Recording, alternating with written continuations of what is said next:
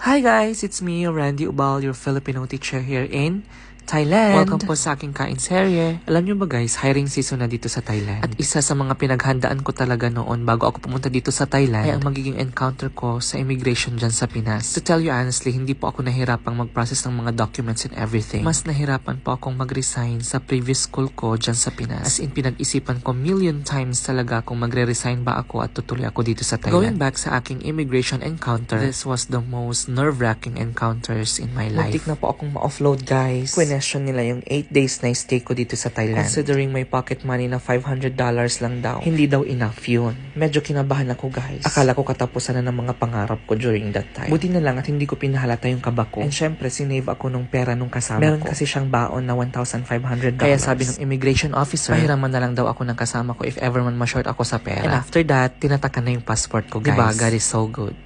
Yun lang.